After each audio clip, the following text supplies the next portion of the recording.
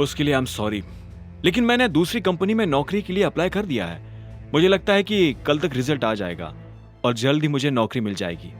यह सुनते ही शर्मिला कुड़ गई और बोली, तुम क्या मुझे बेवकूफ समझ रहे हो? अकरम ने तुम्हें नौकरी से निकाल दिया और तुम्हें लगता है कि कोई और तुम्हें नौकरी दे देगा? ऐसे में वो अपनी जगह से उठा और सीधा अनन्या के कमरे की तरफ बढ़ने लगा। जब शर्मिला ने उसे ऐसे बिना जवाब दिए जाते देखा तो वो चिल्लाते हुए बोली, बस यही आता है तुम्हें? भागना, भागो भागो और भागो। अगर एक दिन मैंने तुम्हें अपनी बेटी की जिंदगी से नहीं भगा दिया तो मेरा नाम भी शर्मिला नहीं। उधर जब अभिनव अनन्या के कमरे में था तब इधर अनन्या चिराग के साथ गुड़गांव के सबसे बड़े बार में शराब पी रही थी। ऐसा नहीं था कि उसे चिराग के साथ डेट पर आने में मजा आ रहा था। वो यहाँ अपनी माँ की वजह से आई थी और साथ ही उसे अभिनव पर गुस्सा भी आ रहा था। वो अभिनव जैसे आदमी के साथ नहीं रहना चाहती थी। अगर दुनिया में अभिनव आखिरी मर्द होता तो भी अनन्या उससे शादी करने के बारे में कभी नहीं सोचती। पहले ही वो अभिनव से चिढ़ती थी और उसकी नौकरी चले जाने के बाद से तो अनन्या का अभिनव के प्रति गुस्सा और ज्यादा बढ़ गया था। अब वो बस सही मौके की तलाश कर अभिनव से जल्द तलाक लेना चाहती थी। यही सब सोचते हुए अनन्या शराब पिए जा रही थी। अब उसे अपने बिस्तर, अपने घर की याद आ रही थी। वो पहले ही थकी हुई थी और ऊपर से चिराग भी उसे पका रहा था। चिराग ने अपना ग्लास नीचे रखते हुए कहा, मैंने तुम्हारी माँ से बात की। वो चाहती है कि हम दोनों एक दूसरे को डेट करें। इतना कहते ही चिराग अनन्या की आंखों में देखने लगा। अनन्या ने भी उसे एक सेकंड के लिए देखा और फिर अपनी नजर दूसरी तरफ घुमाते हुए बोली, तुम शायद भूल रहे हो, आई एम मैरिड। चिराग उसकी बात सुन धीरे से हंसा और बोला, मुझे मालूम है और ये बात तुम्हारी माँ भी जानती है, लेकिन हम लोग ये भी जानते हैं कि अभिनव कौन है। वो एक बेकार, सड़क छाप और आवारा लड़का है।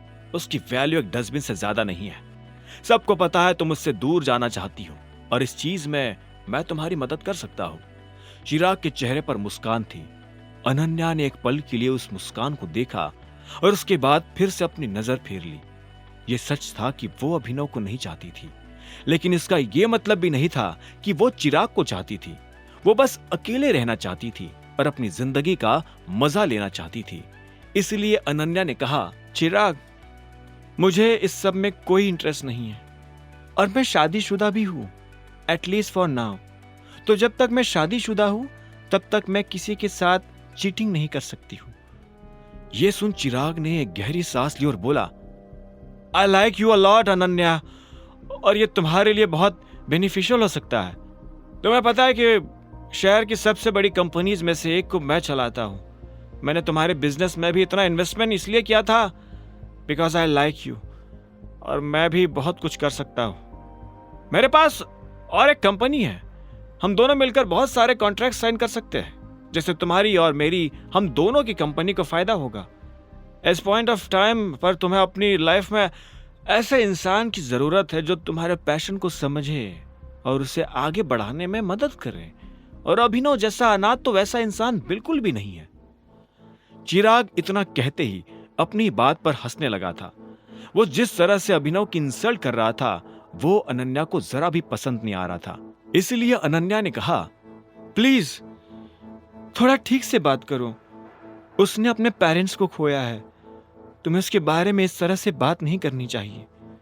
चिराग ने यह सुनकर एक गहरी सांस ली और बोला, मुझे नहीं लगता कि तुम्हें इस लड़के से ज्यादा होप रखनी चाहिए। वो तो ठीक से स्ट्रगल भी नहीं कर सकता। अनन्या अब चिराग की और बकवास नहीं सुन सकती थी। ऐसे में उसने अपनी ड्रिंक खत्म की और अपनी जगह से खड़ी होकर बोली, काफी लेट हो गया है, मुझे चलना चाहिए। अनन्या, तुम्हें पता है ना हमारा कॉन्ट्रैक्ट इसी महीने एक्सपायर होने वाला है और हमें डील आगे बढ़ाने के लिए अगला कॉन्ट्रैक्ट साइन करना पड़ेगा।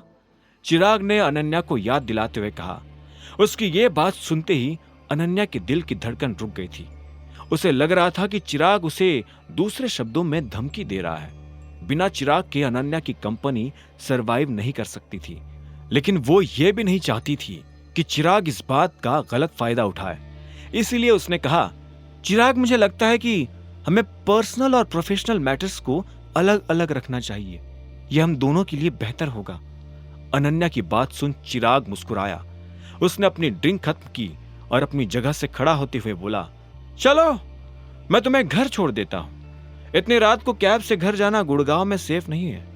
यह सुनते ही अनन्या ने हाँ में सिर हिला दिया, लेकिन उसके दिमाग में अभी भी चिराग की बातें घूम रही थी।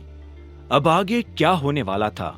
क्या चिराग अनन्या के साथ साइन किया हुआ कॉन्ट्रैक्ट कैंसिल कर देता? क्या अपनी कंपनी को बचाने के लिए अनन्या अभिनव को डिवोर्स दे देगी? आगे की कहानी जानने के लिए देखें अगला एपिसोड सिर्फ पॉकेट एफएम के यूट्यूब चैनल पर, और द रिटर्न ऑफ टाइगर के सारे एपिसोड्स को सुनने के लिए डिस्क्रिप्शन में दी लिंक से डाउनलोड करें पॉकेट एफएम ऐप।